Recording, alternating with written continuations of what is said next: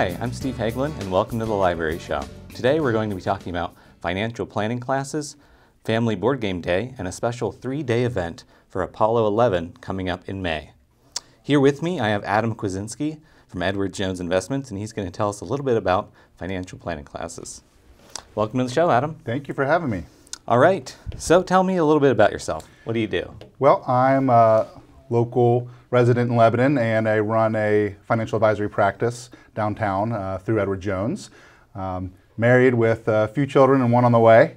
But my financial advisory practice is a holistic planning business that we're helping people and businesses protect and grow their financial well-being. Okay, great. So you're doing a few classes at the library coming up on financial planning, is that right? That's right. Yeah. So why would you say it's important for people to know about financial planning? Well, I think it's appropriate for anybody to find success in their financial well-being in life. There's often a stigma about the finance industry or financial advisors that it's only for a certain section of people, but that's just not true. If you're saving for any type of goal, whether it's short-term, trying to buy your first house or the next house, or retirement, which is the big thing in people's life that they're planning for, it's incredibly important to have a plan and to document that plan and have a strategy in place to make sure you're reaching your goals. So I think it's important for people to have access to that knowledge, whether maybe they aren't comfortable yet coming to see somebody in the place of business, but we wanted to make sure people have access to that in the community. Right, it sounds really important. Yeah. So what are some of the topics you're going to be covering in these financial planning classes? We've got a range of topics, which is great because I think we're going to be able to give information to lots of different people looking for different information. So our first program, which was last month, we did general rules of investing. So what are some of the things you should be educating yourself on when you start to dive into the investing world, whether it's, again, saving for a short-term goal or long-term goals, or just you're interested in the financial markets. So we did what's called 10 rules of the road. And that was just a basic knowledge, just kind of dipping your feet into the investing world. But now we're getting a little bit more specific on our classes. So this month we've been focusing on Social Security. And as people approach retirement, there is a lot of questions about how to take it, when to take it, is it going to be taxed, and so on. So we wanted to make sure we're giving that knowledge to people so they can make an educated decision before they go file for their Social Security benefits. Next month we're going to do a series on healthcare and retirement, which is another big topic of people approaching retirement that have a lot of questions on, because Medicare is a whole different world than having insurance through your employer or through the private exchanges as you're in your working careers. We're also going to move on to programs that are a little bit less financially based, but more about protecting yourself from fraudulent activity and scammers. We're also going to talk about things that might be more applicable to younger families, saving for college. So there's going to be a lot of different topics, and probably best to just check the schedule to see what might apply to you. Yeah, so these sound great. It sounds like there's a wide range of topics. And it's great because there's just so much to think about when it comes to finances that it's easier to kind of break it down into an individual class so people can choose, which one they want to focus on. So walk me through a typical class. What can somebody expect if they sign up for one of these classes? Sure. So it's a classroom setting here at the library, and I do have a presentation on the screen that people can follow along as I present. They're typically about 30 to 45 minutes, allowing us some extra room for questions at the end. But I like to get everybody engaged and offer the opportunity to just stop me, ask questions as we go. Everybody has their unique circumstances, the reason they're there, and I want it to be an open forum, an open discussion as well. But I'm certainly leading the class in a presentation that is pre-made and guided on those specific topics. If the conversation takes us elsewhere, that's fine, but it is a classroom setting. Okay, so let's say I go to a class, I want to learn about a certain type of financial planning. Do I need to know anything beforehand? What if I'm a complete beginner? Not at all, and that's encouraged, and I think that's one of the main reasons we're partnering together to put these classes on, is because some people maybe don't want to talk about it with these things with their friends or family, or go to an advisor to talk about it, but they feel embarrassed or they just don't know where to start. So that is the whole reason we're doing this. It's for people that know absolutely very little about these topics, or maybe they are well versed in it but want a little bit of a refresher. So it's really for everybody. Okay, great. So when you say for everyone, could some of these classes apply to maybe teenagers, college students? Sure, absolutely. I think the more people that want to learn about these things, the better. I'm a big believer in knowledge is power. And so if somebody that is interested in learning about these topics, then they should be coming out to hear about it and asking questions, being engaged citizens. Sometimes people care for aging parents or grandparents, and they might not be the typical demographic of the rest of the room, and that's okay. It's really for everybody. But I definitely recommend checking the schedule on the library to see if it's applicable class for what you're interested in learning in. Right, so if someone wants to sign up, how can they do that? They can sign up through that library website on the events calendar, and there should be a link on each of the classes to register for a seat in the class. They can also call the library and do that by phone as well. Okay, that's great. It sounds like you're pretty passionate about finance. How did you get your start in this business? I got my start in this business through college, through an internship. And I was always interested in the financial markets. The stock market fascinated me. I didn't know what my career would look like, but I got an internship with a financial company, and that turned into a full-time job. And I made my way, climbed the corporate ladder, if you will, for a while, and finally realized, you know what, this is my long-term career, but I really want to work with people, and I really want to be able to help people and use this knowledge in a really impactful way.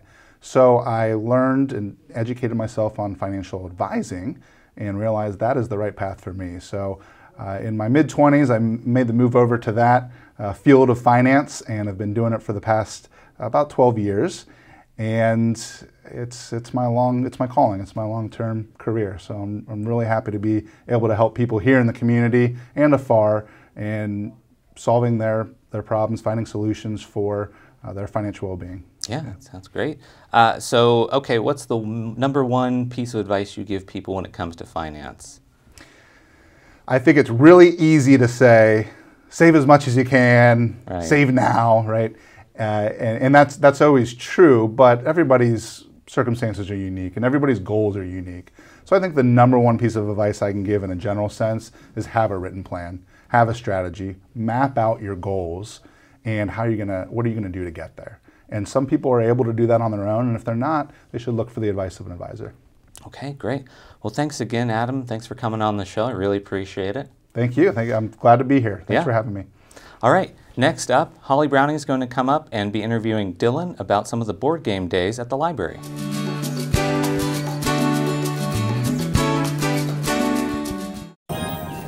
Can you consent with me? Imagine what you'd see if every child had a book to read. So the mission is for us to get a book to each and every child. So let's join hands, book people unite, unearth hidden passion. Come on, we'll have a good time. One book could be the finest thing, helps to change a life. People unite. Read to a child today and spark a lifetime of ambition. I was 0.5 credits away from completing high school, and I didn't do it. My support team never stopped pushing for me to be better because they knew who I could become as a person.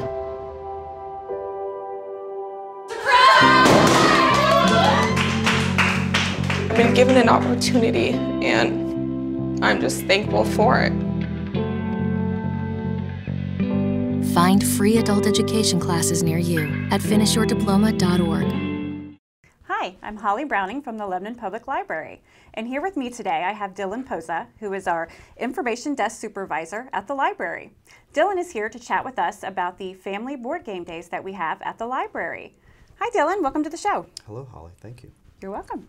So tell us about these board game days. Okay, so these are just open-ended days.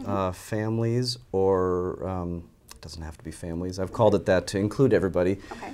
Children, adults, anybody can come and play any of our games or bring their own. It's just a place where we can collect, we can all meet and have some non-digital analog fun together. And then on the different days, do you have different themes? Like I saw there was a homeschool day, or so there's different themes. Right, and when I first started it, we used to actually have themed days where I'd put out sort of, for instance, one day was during Financial Literacy Month.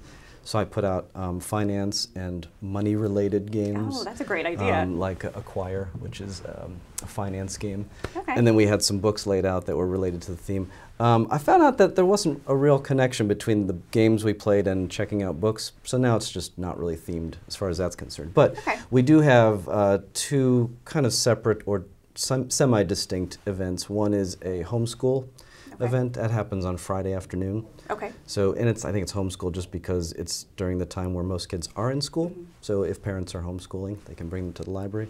And one is on Saturdays at 1 o'clock, and that's just a general, just open to anybody. Open to anyone? Yeah. Okay. Not themed in any way. Okay. Well, what was the idea behind implementing the board game? I think, well, several things. One is I love to play games, and I thought, well, if I can bring my passion into the library, that would be great. Yeah.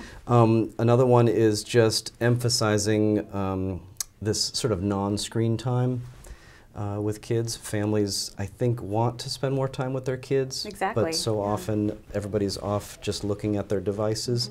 And these are beautiful things that bring people together, and sometimes actually you're not playing against each other, you're playing with each other. Right, right. And I thought that would be a great way to bring people together, families together. Right, right. So those are, you know, a lot of the benefits to learning how to play games. Right. How old would you say kids need to be to start playing games?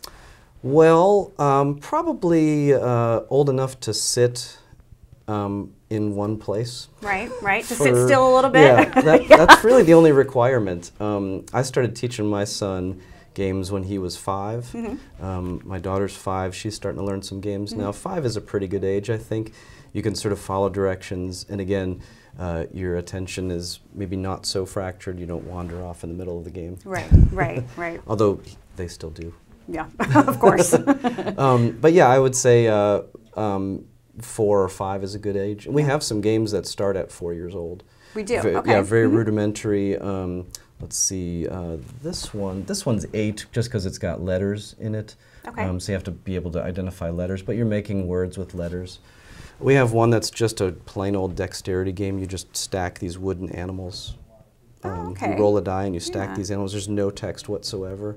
Yeah, basically if you can hold something in your hand, you can play that game. Okay. Well, what's the best way a child can learn to play a game? Just kind of by example, or?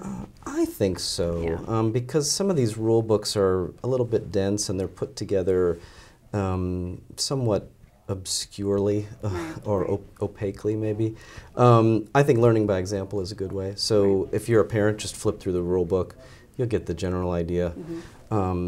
And I don't know, like some people are real sticklers about rules. I think if you're having fun and you miss a rule, it's okay. Right, right. So as long as you're spending time together. Right, right, and engaging each other instead of your phones, right?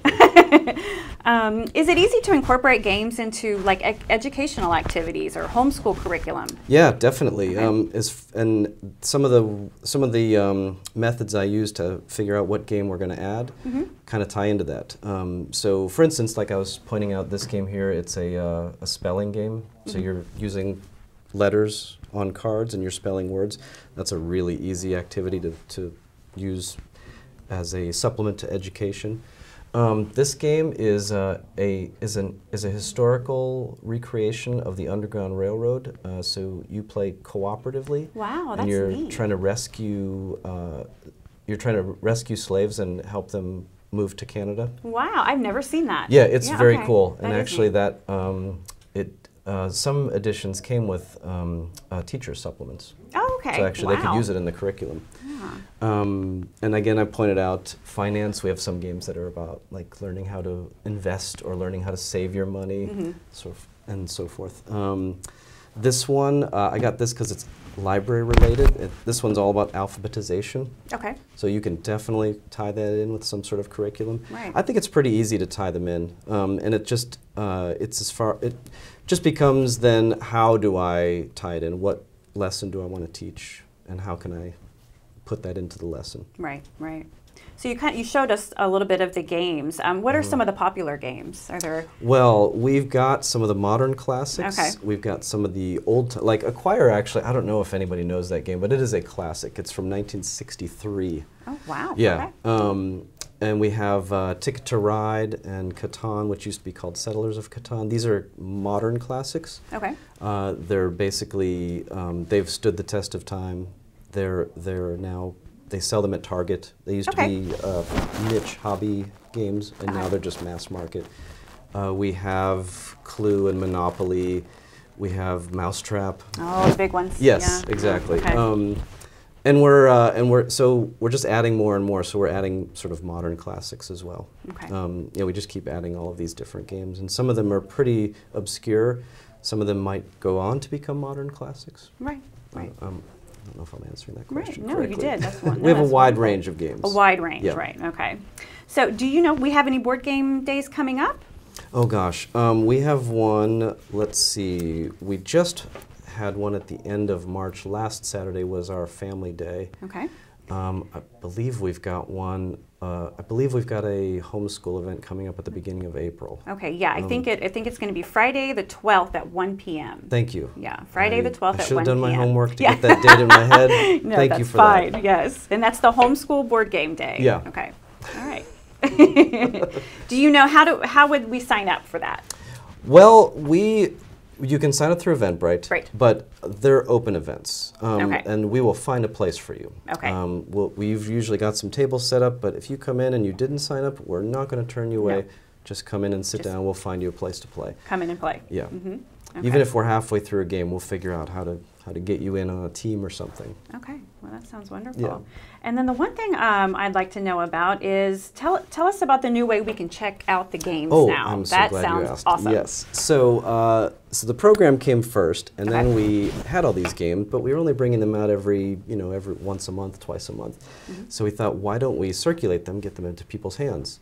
So I brought a selection to kind of demonstrate the variety, but I also wanted to demonstrate some of the things that we have featured on the game. So you'll notice that there are little icons on the front that kind of talk about how many players it can support, about how long a typical game will take, and roughly what age group the game is good for. Okay. And the age group sometimes is dependent on the subject matter. Some of the games might have some imagery that is a little bit more mature.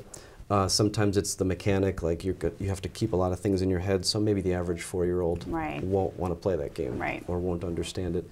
But yeah, any patron with a library card can come in and check out a game and take it home. Okay. And is it the same way as a book? Like you can keep it until it becomes somebody puts it on hold, or how does that? Well, for now, and this is just for now, so this will probably change, but because the collection is new, for now we have a 1 renewal limit. 1 renewal limit, okay. So you can't keep it for a year, you can keep it for a month. Okay. But that's because the collection is so small, we want it to turn over quickly. We want people to keep coming back and get another game as quickly. Yeah. That may change, but for now that's what we have. And it's been going really well. It's been going very well. It's a very popular program. Now, where can we find the board games These in the library? are, if anyone's familiar with the library, on the other side of the new book aisle. Okay. So the next aisle over, we've got a selection of games that they can choose from. Okay. Wonderful. And as with everything else, if they see something that we don't see, feel free to make a request at the information desk. Really? Okay. Yeah, sure, well, that's a good idea. Yeah, that's a good idea. All right. Well, Dylan, thank you so much for coming and talking to us about that. I think that's going to be very big. Thank you very much. All right. Coming up next, we're going to talk to our library director about our big Apollo 11 event coming in May.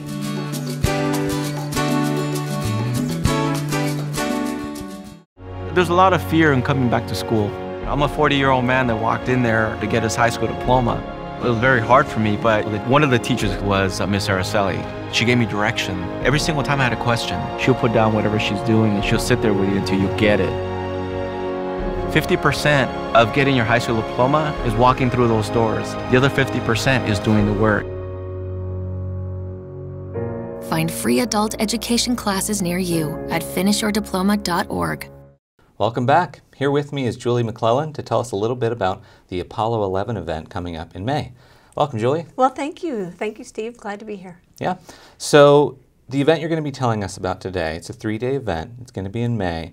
It's happening on a certain anniversary. Can you tell us a little bit about why we're doing it this year? Yes, 50 years ago this summer, we had the first manned landing of spacecraft on the moon, and I think everybody knows about Neil Armstrong and his connections with Lebanon, and our library wanted to make sure that we commemorated the event with something like this. And so we contacted NASA, and the rest is history. So okay, yeah. So tell us a little bit about the event. What can we expect? What is it? All right. So we're coordinating with the Glenn Space Center in Cleveland for NASA, and they have an exhibit trailer called Journey to Tomorrow, and it's a 53-foot trailer that covers the history from the Apollo 11 lunar landing all the way through to the present and into the future when they're planning to send people to Mars. The exhibit is something that you walk through, and you'll kind of follow through the history, and it's just a fantastic multimedia presentation, and it features a moon rock that was collected during Apollo 17. So how cool is that? Wow, so someone can come to this trailer, and this is going to be in the library parking lot, right? Yes, that's correct. So we'll be having it at the north end of the library parking lot, and the programs, or the event, will be on 3 days. Thursday the 9th of May, Friday the 10th, and Saturday the 11th. Now during the day on Thursday and Friday, we'll have a lot of school groups going through to take advantage of that event and others that we have planned. But the public is also welcome, and we'll kind of fit you in. If you come in after school hours during those days, it would be better. Saturday, it's 9 to 5, and we will just kind of get people through it. It's handicapped accessible, and we're just hoping that all ages of citizens here will come and enjoy the program. Okay, so that was my next question. Yeah. Is this something for families? Can we bring kids to this? Yes, absolutely. All ages are welcome. Probably, if I were to say as a grandmother, guess what ages would enjoy it most? I'd say 5 and up, but you're not limited by that. That's not the only thing that we'll have. Okay. We also have events on Thursday. We'll be bringing in from 9 until 4. We'll be bringing in a portable planetarium from the Drake Planetarium. It's fantastic. Oh, wow. It's kind of this thing that stretches out, and it forms a dome, and 40 people can sit under the dome, and the theme is Return to the Moon. So you can only imagine it'll take you on a journey through space to the moon and kind of simulate the whole experience that the astronauts had with Apollo 11. So that'll be exciting. On Friday, we are honored to have astronaut Don Thomas come from Houston. He's a 4-time shuttle astronaut, and he's going to be doing some talks at local schools, but at 5 o'clock we'll have a presentation that the general public can come to, and tickets are available for that. Okay, so we can come see this trailer with all these great activities. Yes. And a moon rock. Yeah. That's at the library. Yes. We can come see the planetarium. Mm-hmm. We can see an astronaut give a talk at 5 Yes. p.m. And which day was that? And that's on Friday. Friday, Mm-hmm. okay. I also know there's some things going on with the museum. Oh, very exciting. So all of our events, we're relying pretty heavily on the Warren County Historical Society for their facilities, the Convention Center and the Harmon Museum. Our library doesn't have very many large spaces, as you know, and so we will have some STEM activities, that's science, technology, engineering, and math, that kids can do kind of on a rolling basis and try different things. I believe they're bringing 4 stations, and those should be staffed by NASA personnel, so that'll be really awesome. And then also we have an exhibit all about women in aviation in Ohio, and there'll be 100 exhibits that you can look at, and those will be set up in the library. So really the goal of our whole event is not only to honor the accomplishment that Apollo 11 represents, but also to look forward into the future and inspire our young people to consider, a career in aviation, in aerospace, all of that. When we were talking with the NASA personnel, they pointed out something that we all just were a little shocked at. They said, well, we plan on putting man on the moon or on Mars in the mid-2030s. And I'm thinking, well, that's a long time away. And then I did the math. Well, that's 16 years is, yeah, and it's not that long. And so you take a 10-year-old kid, he or she will be 26 at that point and probably prime for, being involved in a project like that. So a big part of NASA's mission in providing a trailer like this is to spark the imagination and to inspire kids to join the field, because they're going to need all the talent they get to accomplish this big mission. Yeah. So how exciting that Lebanon, Ohio can be part of that. So, that's great. Yeah, we're really excited. How can we sign up if we want to come to these things? Okay, well, the good news is the trailer. That's just kind of first come, first served basis. There'll probably be a line. We've never done an event like this before, so there's going to be a little learning curve, but it'll be first come, first serve, and so you don't need a ticket for that. The planetarium, I would say after school hours, probably later in the afternoon, say 1:30 to 4 would probably be your best times for the public. There's no ticket required for that. For Don Thomas's presentation, the astronaut, at 5 o'clock on Friday, yes, we will make tickets available. And when we say tickets, it's a reservation, not a cost. And you can make those through Eventbrite if you're on that. Or if you go to our library website and go to events, you can click on it and that'll take you to Eventbrite. Okay. Yeah. And if someone is trying to sign up and they're finding it a little difficult, they can just call the library, right? And yes. Oh, absolutely. Okay, great. Absolutely. And one more time, what were those dates again? So it's May 9th, 10th, and 11th. That's a Thursday, Friday, and Saturday. Just as like a way to remember it, it's the same weekend as Mother's Day. Oh, perfect. Yeah. Oh, well, that'll be nice for Mother's Day, yeah. Absolutely. All right, well, thank you so much for coming on, Julie. This sounds like a blast. I'm really excited about it. Thank you. We're so excited, and I'd just like to give a shout out. I may be the library director, but this isn't my party. Rob White, who is our Technology Center Supervisor, and Barb Lightshoe, who is our Circulation Supervisor. They are the brainchild and the energy behind all this, and I want to give them a shout out. I'm just here because they're too busy organizing it. Oh, so, yeah, definitely. Yeah. All right, thanks again. All right, thanks so much. Next up, Holly's going to give us the library calendar.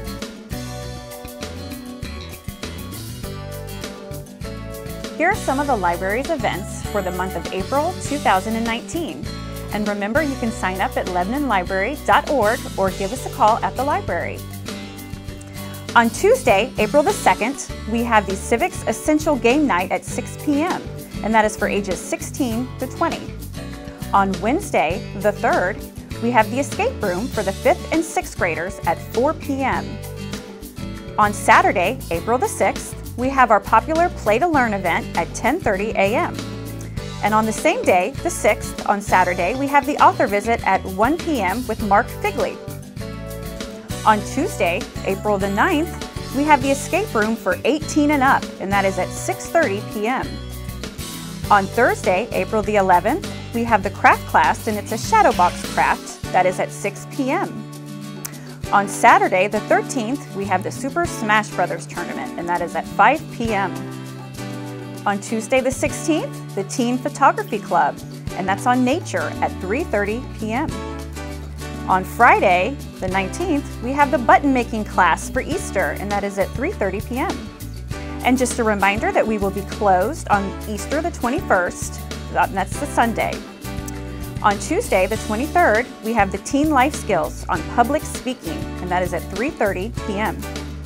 On Thursday, the 25th, we have Beyond the Book Club at 6:30 p.m. Friday, the 26th, we have the Harry Potter Escape Room, and that'll be at 3:30 p.m. On Saturday, the 27th, we have the Financial Literacy Series, Healthcare and Your Retirement, and that is at 12 p.m. And also, that's another family board game day at 1 p.m. And finally, on Tuesday, the 30th, we have another financial literacy series at 12 p.m. and the murder mystery class for teens at 5:30 p.m. So that's the Lebanon Library calendar for April of 2019. And just a reminder that you can sign up at lebanonlibrary.org or give us a call at the library. Thanks for watching, and we'll see you again next month.